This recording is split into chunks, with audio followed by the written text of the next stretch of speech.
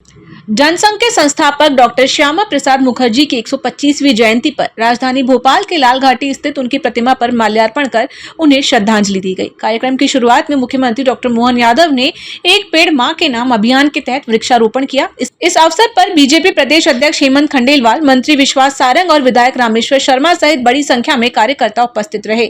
मुख्यमंत्री ने कहा कि डॉक्टर मुखर्जी का जीवन प्रतिबद्धता और बलिदान का पर्याय है। उनके एक देश एक विधान के स्वप्न को आगे बढ़ाते हुए मध्य प्रदेश में भी अगले 15 दिनों तक विशेष कार्यक्रम आयोजित किए जाएंगे।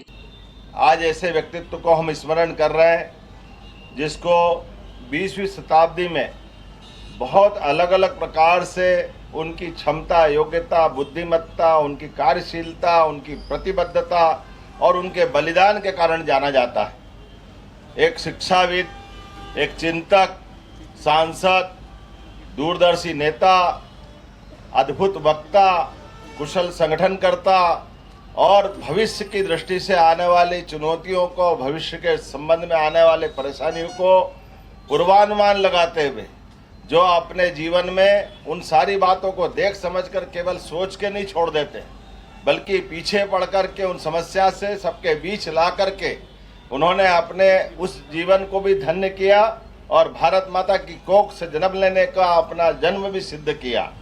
मैं आज के इस अवसर पर डॉक्टर मुखर्जी के उस अद्वितीय योगदान को स्मरण करूंगा। पूरे देश के अंदर भारतीय जनता पार्टी आज वो 125वीं जयंती मनाते हुए 15 दिन के पखवाड़े में अलग अलग प्रकार के कार्यक्रमों को जोड़कर चल रही है। जब हम डॉक्टर मुखर्जी को याद करते हैं तो हमारे लिए सौभाग्य की बात है। मध्य प्रदेश भी वो गौरवशाली राज्यों में शामिल हो रहा है जिस बात को डॉक्टर मुखर्जी ने अपने आज़ादी के समय बनने वाले संविधान के अंदर कमी को परिलक्षित करते हुए कहा था कि एक देश में एक निशान, एक प्रधान, एक विधान चलना चाहिए। मध्य प्रदेश भी इसी महीने समान नागरिक संहिता ला करके कॉमन सिविल कोड की तरफ चल रहा है। एक देश, एक विधान, एक निशान, एक प्रधान।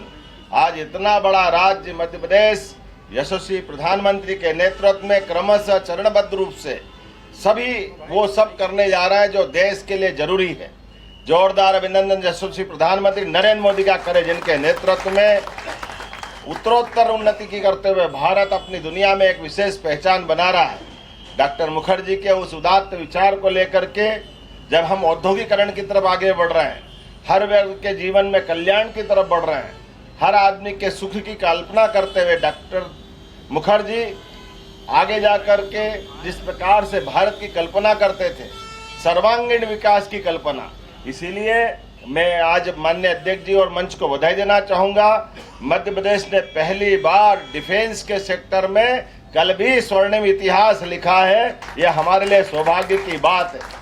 अब हमारे प्रदेश के अंदर तमाम प्रकार के रक्षा उत्पादों को लेकर, जिसमें मिसाइल 1000 किलोमीटर तक जो मार कर सकती है, चंबल के उस वीर अंचल में जहां हमारे सभी प्रकार के नागरिकगण सेना और सामर्थ्य से दुनिया के सामने चंबल के अंचल को गौरवान्वित करते हैं, वहाँ एमिनेशन भी उस प्रकार से तैयार होगा।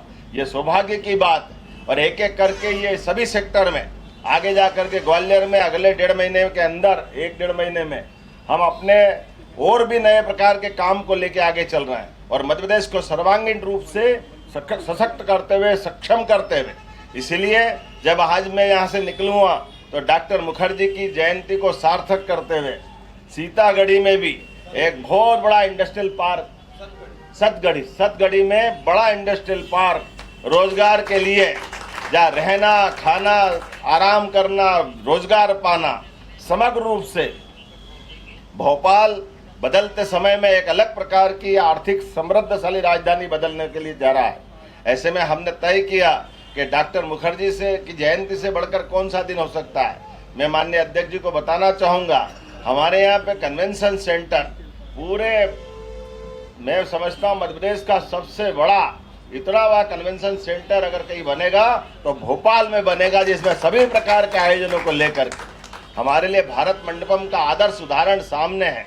यशस्वी प्रधानमंत्री के नेतृत्व में देश भर में अब तमाम प्रकार के दुनिया भर के अतिथि आते हैं और सहजता से सारे कार्यक्रम संपन्न होते हैं। ऐसे में विचार विमर्श के लिए, अच्छे कार्यक्रमों के संकल्प के लिए, सभी प्रकार की व्यवस्थाओं के लिए हम कुशाभाऊ ठाकरे सभागार के पास भी कन्वेंशन सेंटर बना रहे हैं, लेकिन ये 5,000 क्षमता का रहेगा, लेकिन ये 10 से 15,000 की क्षमता का नया कन्वेंशन सेंटर। और रोजगार के लिए आज मुझे इस बात की भी प्रसन्नता है, पूरे देश के अंदर मध्य प्रदेश वो स्थान है जहाँ सबसे कम बेरोजगार की दर रही है। ये हमारे अपने राज्य के अंदर की इन व्यवस्थाओं का परिणाम, जिसमें धीरे धीरे करके एक एक करके हर एक क्षेत्र में मध्य प्रदेश आगे बढ़ रहा है। आइए हम सब डॉक्टर मुखर्जी की जयंती के अवसर पर फिर एक बार संकल्प करें, हमारी राजनीति सभी सर्वांगीण विकास के साथ सबके जीवन में सुख आनंद वैभव की वृद्धि हो, सबके जीवन से कष्ट मिटे, सब आगे बढ़े और हमारे अपने देश के उदात्त विचार को लेके सर्वे भवन्तु सुखिनः सर्वे सन्तु निरामया, दुनिया के अंदर इस उदार भाव वैदिक भाव को लेके जाए। इसी भावना के आधार पर मैं जिला अध्यक्ष रविंद्र यति जी और उनके सारे पदाधिकारियों को बधाई देना चाहूँगा, जिन्होंने ये सुबह सवेरे भी हमारा नित्य का अपना इस क्रम को भी बना के रखा है। और बदलते दौर में भोपाल आज जो नया इतिहास बनाएगा उसकी भी आपको बधाई देना चाहूँगा। और बहुत जल्दी जबलपुर और ग्वालियर भी मेट्रोपॉलिटन सिटी की तरफ बढ़ेंगे। मेरी अपनी ओर से एक बार फिर सबका आभार, बहुत बहुत धन्यवाद। डॉक्टर मुखर्जी अमर रहे, डॉक्टर मुखर्जी अमर रहे, भारत माता की, भारतीय जनता पार्टी जिंदाबाद। प्रदेश अध्यक्ष हेमंत खंडेलवाल ने उनके अखंड भारत के संकल्प को याद करते हुए उन्हें राष्ट्र का सच्चा सपूत बताया। आज इस पुष्पांजलि के कार्यक्रम में यहाँ उपस्थित है। श्यामा प्रसाद मुखर्जी एक ऐसा व्यक्तित्व था जिन्होंने भारत के इतिहास में आज़ादी के बाद इस देश में 2 विधान 2 प्रधान का सबसे पहले विरोध किया। आज उन्हीं की सोच थी कि ये देश अखंड रहे, एक रहे, और उसी सोच को प्रधानमंत्री मोदी ने साकार करने का काम किया। आज जो सपना श्यामा प्रसाद मुखर्जी ने देखा था उसे हम सब मिलके पूरा करने का काम कर रहे हैं। उन्होंने जो संगठन की हमारे नींव रखी थी और जो विचारधारा जो कार्य पद्धति उन्होंने विकसित की थी, आज भी हम उसी विचारधारा पे आधारित है, उसी विचारधारा के अनुरूप एक एक कार्यकर्ता काम कर रहा है। हम सब मिलके उनके सपनों को साकार करें और सरदार पटेल और हमारे श्यामा प्रसाद मुखर्जी ने इस देश को एक रखने के लिए जो सपना देखा था उसे हर नागरिक पूरा करने का काम करे। एमएस टीवी के लिए स्वाति ओगले की रिपोर्ट।